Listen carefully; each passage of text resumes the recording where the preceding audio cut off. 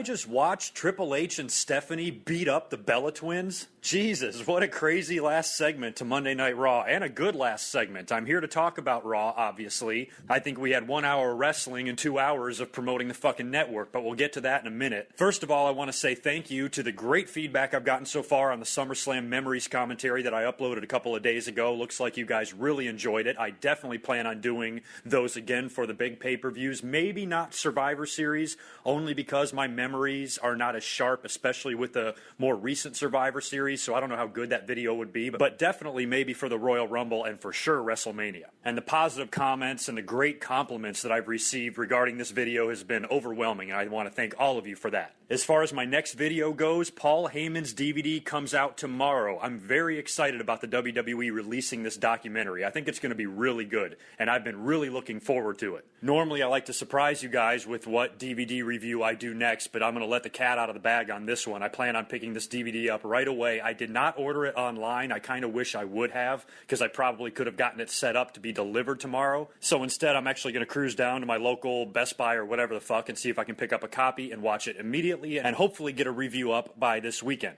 This commentary, I'm just going to briefly touch on a few things. Monday Night Raw, which wasn't really that good. The whole show was pretty fucked up until the end. There was a few good spots on it, but there was a lot of garbage. Of course, I was talking about the main event segment, which was the contract signing between Brie Bella and Stephanie McMahon for their match at SummerSlam. This is the second week in a row we've had two basically divas main event the show. I liked it. Both of them cut a promo on each other. It got really intense, but it really wasn't that great until the end when Stephanie knocked down Nikki. And then Triple H just pushed the desk and chair back into the corner, trapping Brie Bella. He basically just held her back while Stephanie beat the shit out of Nikki and hitting her with the pedigree. And the show goes off the air with Stephanie and Triple H making out over top of the lifeless carcasses of the Bella Twins. It was fucking unbelievable. I actually really like this segment, to be honest with you. Triple H and Stephanie are awesome heels. I mean, there hasn't been two heels like that in a long time in the business. That fucking shit is great. I don't know why people complain about Triple H being on TV and getting TV time. He's fucking awesome. Look at that shit. That was a great final segment, and those two are,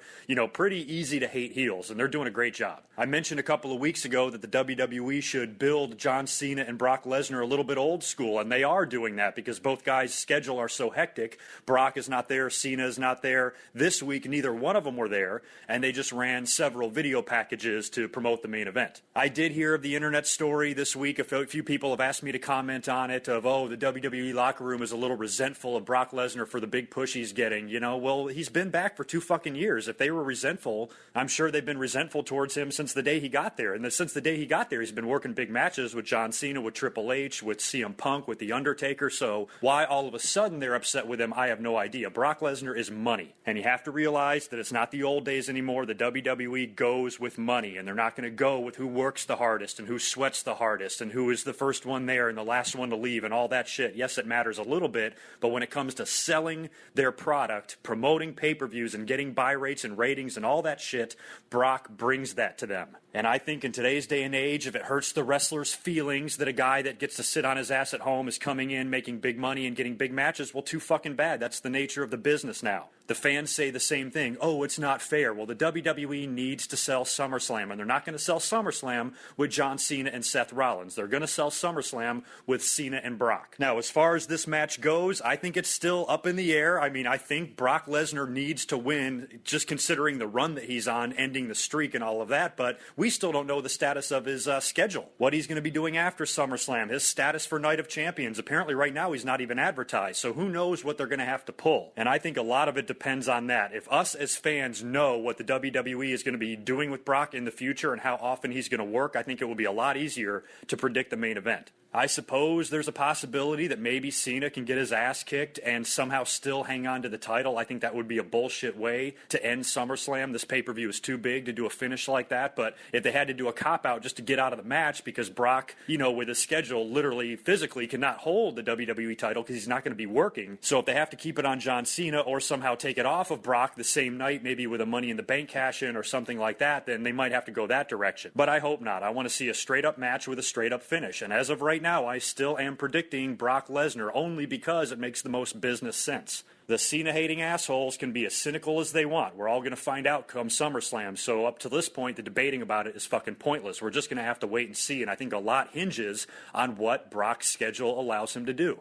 Speaking of Seth Rollins, I loved what they did with him and Dean Ambrose on Raw. It was a little bit predictable, but it was still kick-ass. So basically, these guys are going to have a match at SummerSlam. It's announced. They're both going to be involved in a match. It's going to be a beat-the-clock challenge, and whoever gets the best time gets to name the stipulation in their match at SummerSlam. So Dean Ambrose has to face Alberto Del Rio, which turned out to be a really good and long match, and it went really long, 15 or 16 minutes, something like that. Basically, Dean Ambrose was screwed. There's no way it was going to take Seth Rollins that long to beat his opponent. So you had to think that Dean Ambrose was going to interfere and cost Seth Rollins his match with RVD and thus, not winning the Beat the Clock challenge, which allows Ambrose to name the stipulation. Well, to make matters easier for Seth Rollins, the Authority announces right before the match that RVD is no longer his opponent, and his opponent is Heath Slater, and he comes out and everybody's laughing at him. I would hate to be Heath Slater in this situation. You know what? We already have a mid-carder in the ring with Seth Rollins. Why don't we take him out and replace him with somebody that sucks even worse? And then Heath Slater has to come out there doing the walk of shame to his music, all the while Seth Rollins is laughing at him like, seriously, it's going to take me 30 seconds to fucking wipe the floor with you. And then, as expected, out comes Dean Ambrose, but he doesn't go psychotically crazy and try to tear Seth Rollins' head off. He just stands outside of the ring and plays mind games with him. He grabs the briefcase,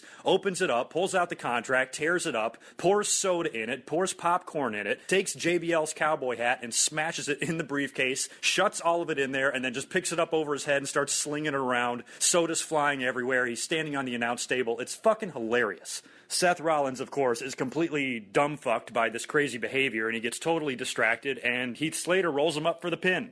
So Dean Ambrose gets to name the stipulation, and he does not name it on Raw. Apparently he's going to name it on SmackDown instead. Now, the obvious one, since he's been fucking with the briefcase, would be, I want the briefcase to be on the line in the match. Well, I've always said that I really don't want that to happen. I don't want them to defend the briefcase. The briefcase is not a title. I think once you have the briefcase, you should have the briefcase. And considering the storyline and how crazy Dean Ambrose is with getting his hands on Seth Rollins, you would have to think that he doesn't give a shit about the fucking briefcase or a title shot. He wants to kill Seth Rollins. And then on the other side of that coin, you could also look at it and say, well, Dean Ambrose could come out on SmackDown and say, you know what, Seth, I want to take from you the one thing that's most important to you, and that's the briefcase.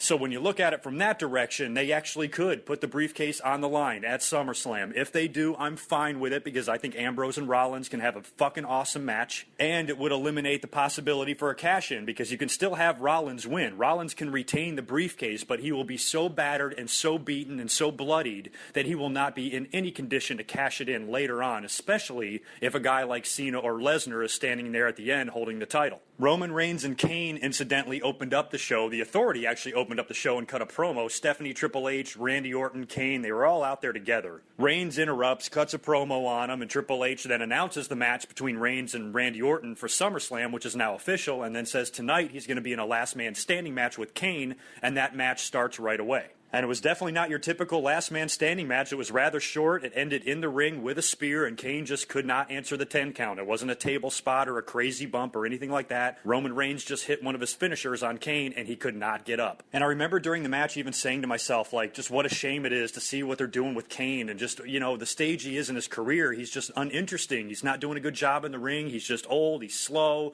He's just not the same. A lot of that is WWE's fault, for the way they've booked him over the years. And plus, we've seen Roman Reigns and Kane in the ring together a lot lately on Monday Night Raw. So it was just another match between the two of them. It was like, who gives a fuck? And it looks like they actually might be doing something else with Kane. Maybe this can be part of his final run. I'm ready for this guy. I love Kane. I love Glenn Jacobs. I respect him as a performer a lot more than a lot of wrestlers in the WWE. He's one of my all-time favorites. But I really want to see the WWE do something special for him and for him to have a retirement run. And after the match with Roman Reigns, he's in the dressing room with the Authority, and he takes the mask off and gives it to him and walks away. So maybe this is a little time off for Kane. They're going to give him a break, bring him back. I don't know what the fuck, but whatever they do with him, maybe it's a little too early to tell or to even predict something like this now, but maybe WrestleMania 31 could be Kane's last hurrah. I really think it's just about time. But I love him, and I hope whatever they did tonight with him unmasking masking again. It seems like he's got the mask on and off now every few weeks. But whatever this is, I just hope it's special. I hope it's significant. And I hope it doesn't continue to make Kane look like a joke. Rusev and Swagger is also official for SummerSlam. They had another promo where Rusev and Lana came out and doing their normal shit.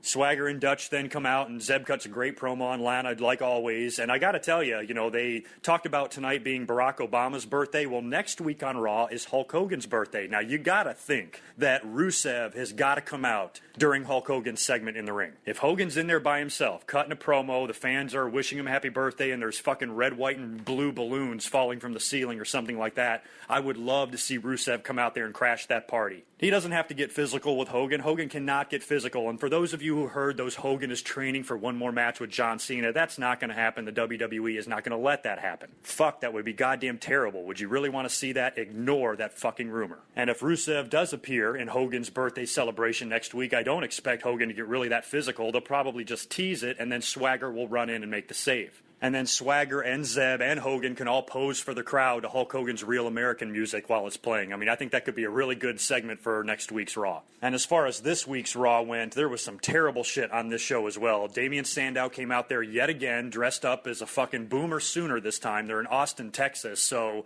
they're playing off the Longhorns and the Sooners rivalry. But I also think it's just a partial little knock or rib on JR since his contract just recently expired a few days ago officially with the WWE. He is officially done, completely severed all ties, and it was just yet another one of WWE's mind-scratching, knocks to JR. What the fuck is their deal with this shit? I know they were using the reason that it was the Texas Longhorns and Oklahoma Sooners rivalry, but really, you had to know that was a jab at JR. And it was a goddamn pointless segment as always. Adam Rose also had a pointless segment. He was looking in the mirror backstage, and he saw his evil self that was dressed in a business suit. I was actually hoping he would see his new fucking gimmick in the goddamn mirror and start using whatever that was. But it looked like he snapped out of it and put that stupid fucking lollipop right back in his mouth and pranced off. And I totally sharted my pants when I saw fucking Hornswoggle dancing out there with Fandango in his little Fandango outfit, and the Matador and the little Torito was involved, and the other two fucking divas. It was ridiculous. Fucking ridiculous shit.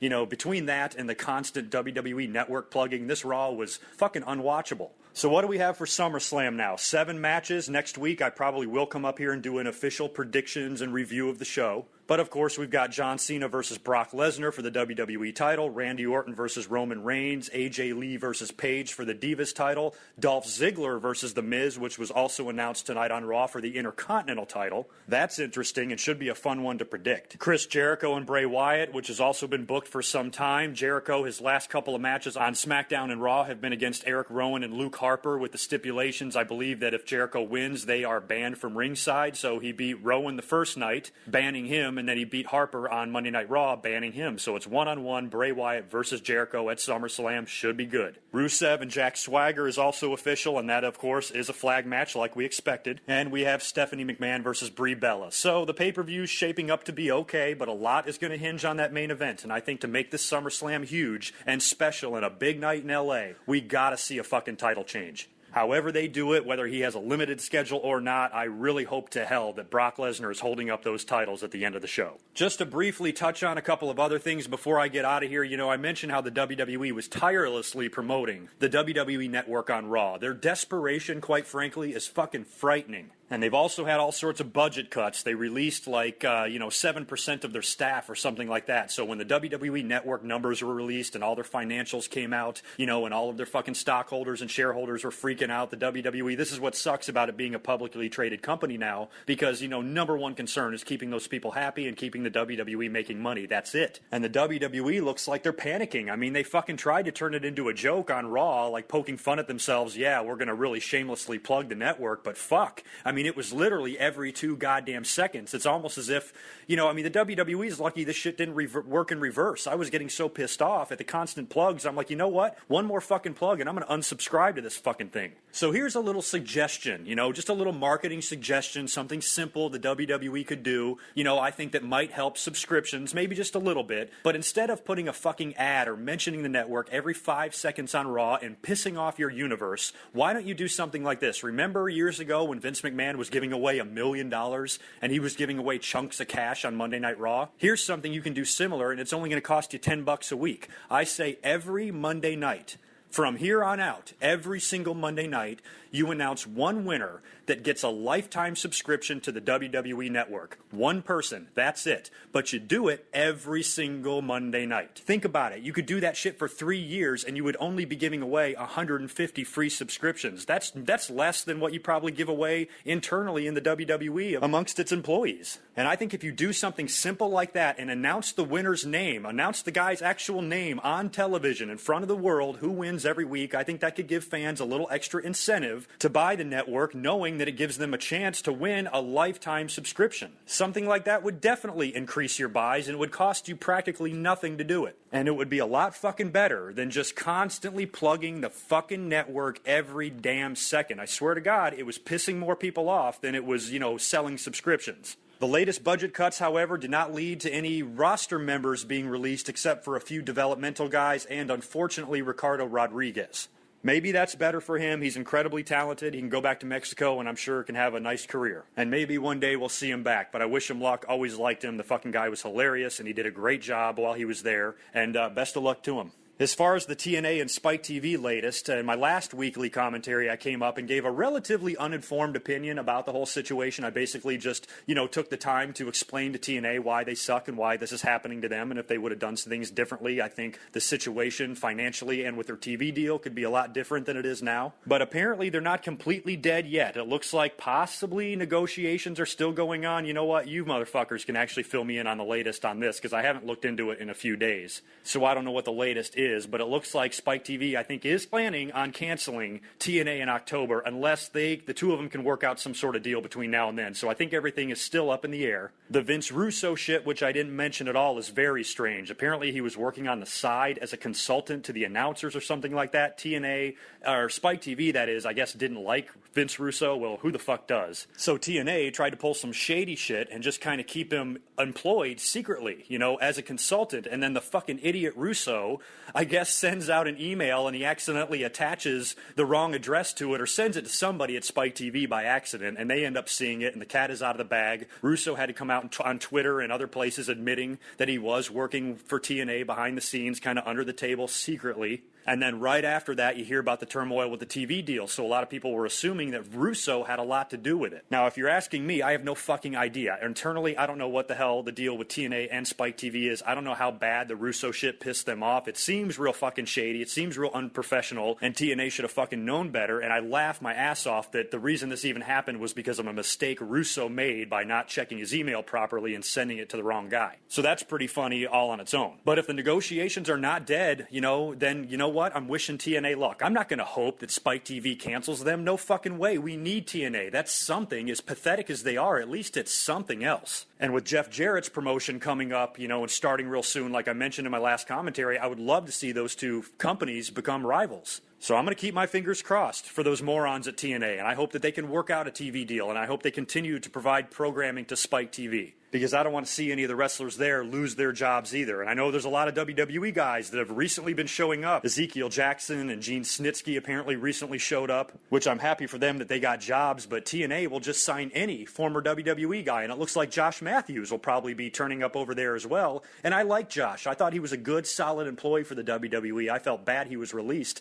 so I would like to see him get some work. So if he can jump right over to TNA and bring some of that WWE experience over to him that's already there with Pritchard and Guberick or whoever the fuck else is over there, TNA then can continue on their road to make themselves a miniature WWE, which apparently is what they want to do. But either way, regardless of the dumb decisions they make, I want them to stay on television. We need something else out there. Even though I don't watch TNA, I'm glad they're there. I'm just glad there's somewhere else other than Vince the guys can go and get a paycheck. So TNA, whatever your deal is, good mic work, wishes you luck. That is it for me for tonight. I've got to get out of here. Just a short, quick commentary this week just to touch on a few things. Like I said, keep an eye out this weekend. Hopefully I'll get that Paul Heyman DVD review up. If I'm able to get the DVD tomorrow, I'll watch it tomorrow night, write down some notes on it on Wednesday, record everything I need to on Thursday and Friday, and then edit it over the weekend. So that's my plan. So keep an eye out for that. Otherwise, I'll be up here next week for sure with my SummerSlam preview and predictions video. So take care of yourselves, and I will talk to you very, very soon. Until then, peace.